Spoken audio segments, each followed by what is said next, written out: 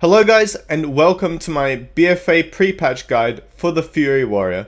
My name is Squiggle, and today I'm going to be talking to you guys how you can squeeze out the most damage in the BFA pre-patch. And I also wanted to give you guys a little bit of a sneak peek of what is to come for the Fury Warrior in BFA. Now, I just wanted to start off by saying that Fury Warrior is probably my favorite character to play during the pre-patch. I really do think it is quite strong. It is dishing out the damage, but it is also very APM reliant and very rotation reliant. So if you are screwing up your rotation, you're probably not going to do as much damage as you can. Which of course fills out all of my criteria of the sort of character that I would want to be playing in Legion. In this video, I'm going to be going over what legendaries we use, which talents we use, our opener, our single target rotation, our trinkets, and what we are going to be doing differently for AoE. So without further ado, here is my guide and enjoy. So first up, we are going to be looking at herodamage.com to get our sims for the legendaries and for the talents.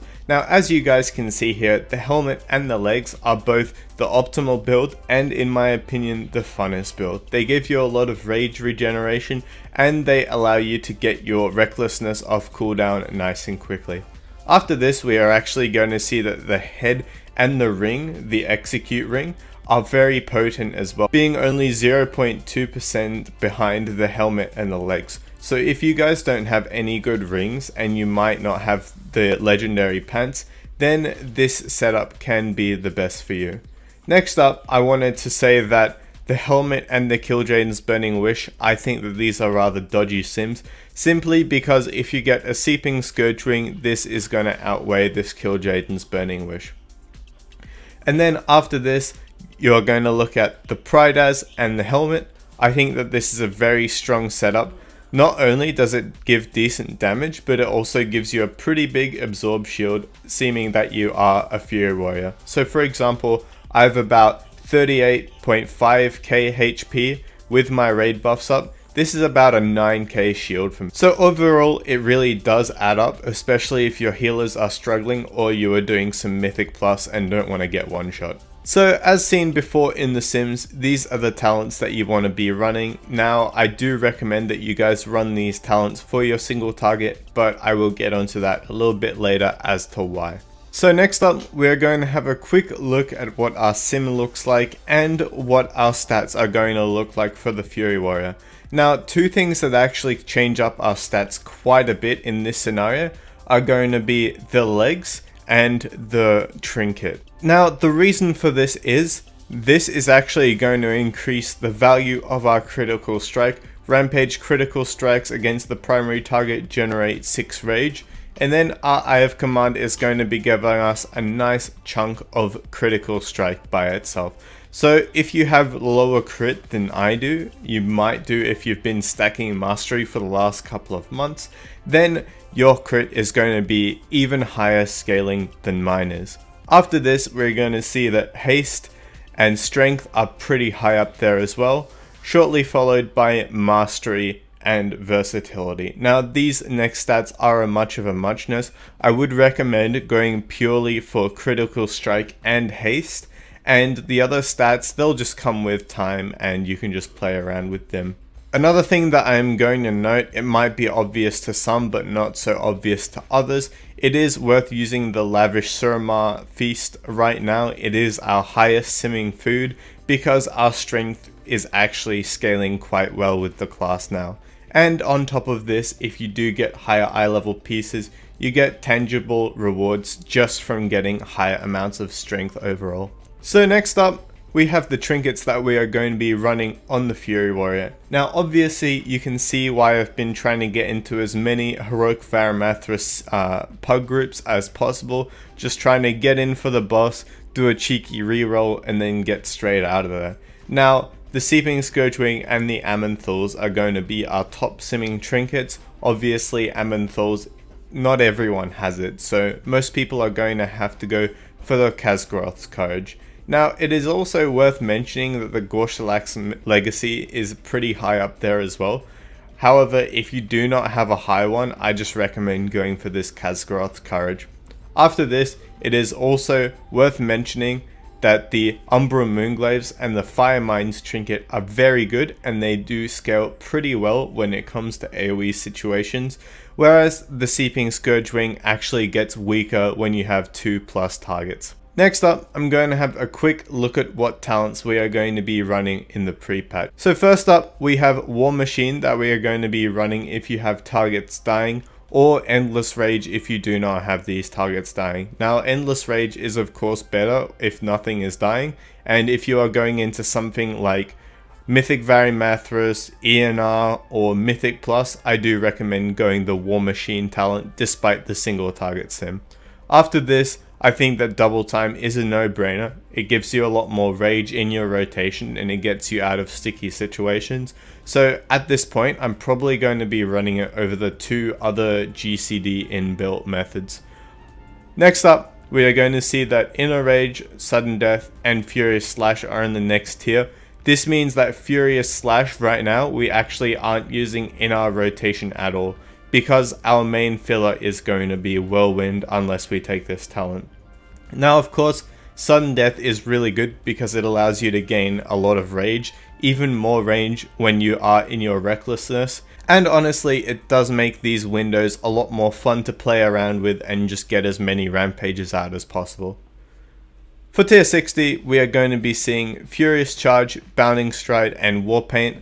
I recommend Bounding Stride or Warpaint depending on what you're trying to do. If I'm doing Argus or Agrimar, I'm going to be going Warpaint, but the rest of the fights I'll probably just be going Bounding Stride and using it as a DPS or mechanical increase.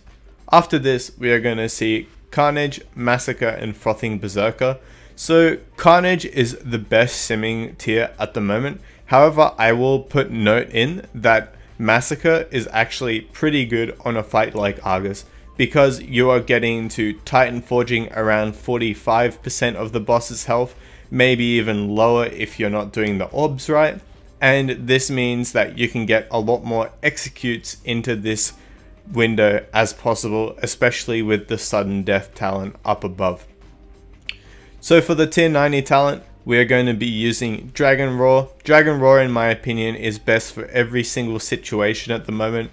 I mean, if ads are living for 6 seconds, Bladestorm might be better, but right now Dragon's Roar just really feels awesome, and it fills the void of the artifact ability that we just lost in our tree. Last but not least, we have Reckless Abandon, Anger Management, and Siegebreaker. Now, right now, we are just generating so much rage that we really don't need Reckless Abandon. And on top of this, our recklessness is actually allowing us to gain some rage over the duration.